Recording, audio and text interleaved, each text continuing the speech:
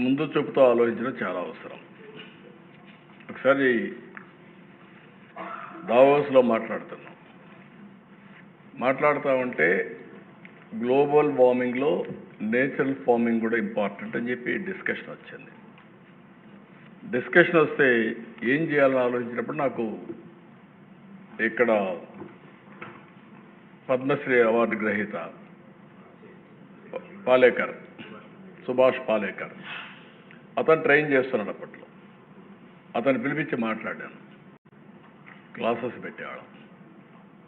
అది అయిన తర్వాత విజయ్ కుమార్ అని ఒక ఐఏఎస్ ఆఫీసర్ రిటైర్ అయితే అతన్ని సీఈఓగా నువ్వు ఉండవా, నువ్వు పనిచేయవా అంటే నాకెందుకు సరే ఇవన్నీ అన్నాడు. నేను కాదు, నీకు చాలా మంచి పేరు వస్తుంది, నేను పూర్తిగా సపోర్ట్ చేస్తూ ఉండమంటే ఉన్నాడు. ఇప్పుడు ఎంత ఎంజాయ్ చేస్తున్నా అంటే ప్రపంచం మొత్తం మన ప్రకృతి వైద్య సేవ వ్యవసాయాన్ని చూడడానికి వస్తున్నారు. I'm very proud.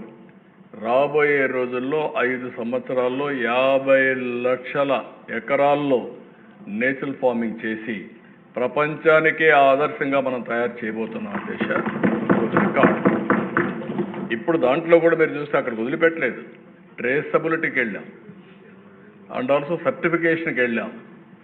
Next assembly వస్తే ఇక్కడ మీకు అందరికీ నేచురల్ ఫార్మింగ్లో వచ్చిన ఫుడ్డే సప్లై చేయాలనుకుంటున్నా. చెప్పాను మా వాళ్ళకి, ఇక్కడ అగ్రికల్చర్ మినిస్టర్ ఈరోజు లేడు, అవన్నీ ఇక్కడ షాప్ పెట్టి డోర్ డెలివరీ కానీ ఇక్కడ ఇవ్వడం కానీ, అమరావతిలో ఎవరైనా భోంచేయాలంటే పెస్టిసైడ్స్ లేకుండా, అదే సమయంలో ఎరువులు లేకుండా నేచురల్ ఫుడ్ తినే పరిస్థితిలో ఉండాలి. దానికి సపోర్ట్ కూడా సర్టిఫికేషన్ ఇస్తాం.